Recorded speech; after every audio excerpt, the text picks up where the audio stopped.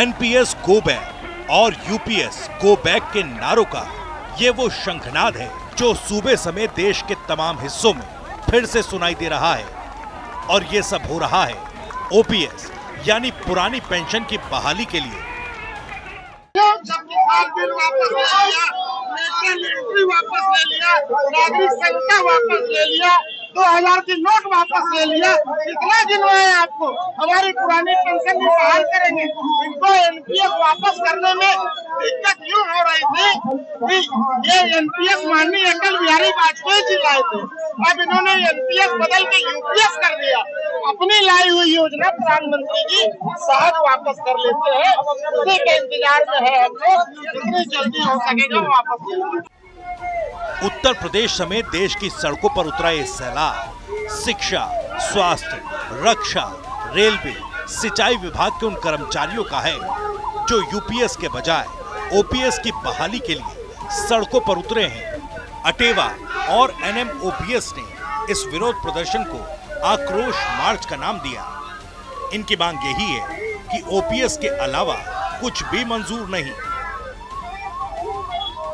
NMOPS के banner तले पूरे देश में हर जिला मुख्यालय पर एनपीएस यूपीएस के खिलाफ आक्रोश मार्च 26 सितंबर को किया गया और बेहद सफल रहा है।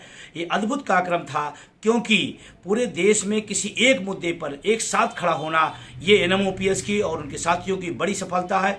और ये इस तरह से गुस्सा गया कि जो भारत सरकार ने एक नया यूपीएस लाई है उसके खिलाफ लोगों का आक्रोश कल दिखाई पड़ा। और हम सब की एक ही डिमांड है, no NPS, no UPS, only OPS, और उसी का एक प्रतिफल रहा।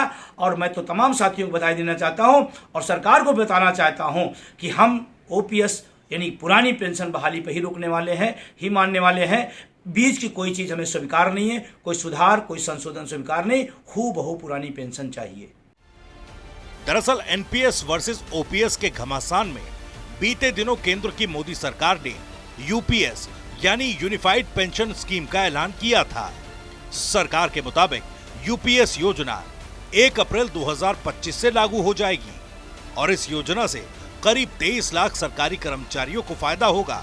वहीं अगर राज्य सरकारें भी अमल करेंगी तो यह आंकड़ा करीब 1 करोड़ हो जाएगा। ओपीएस, एनपीएस और यूपीएस के घमासान में इन तीनों की तुलना जरूरी होती है। सरकार के मुताबिक यूपीएस में 12 महीने की एवरेज बेसिक सैलरी का 50% हिस्सा रिटायरमेंट पर पेंशन में मिलेगा। हालांकि इसके लिए शर्त है कि कर्मचारी ने कम से कम 25 साल की नौकरी पूरी की हो। ओपीएस में रिटायरमेंट पर अंतिम वेतन का 50% पेंशन के रूप में मिलता है। एनपीएस में रिटायरमेंट पर निश्चित पेंशन की गारंटी नहीं है। 10 साल की सर्विस पर यूपीएस में 10,000 रुपए की पेंशन का प्लान, ओपीएस में 40% पेंशन कम्युटेशन, लेकिन एनपीएस में नियम नहीं है। यूपीएस में कर्मचारी की मौत हो जाने पर फैमिली के सदस्य को पेंशन, ओपीएस में भी फैमिली पेंशन, एनपीएस में सेवा के दौरान मौत होने पर पेंशन।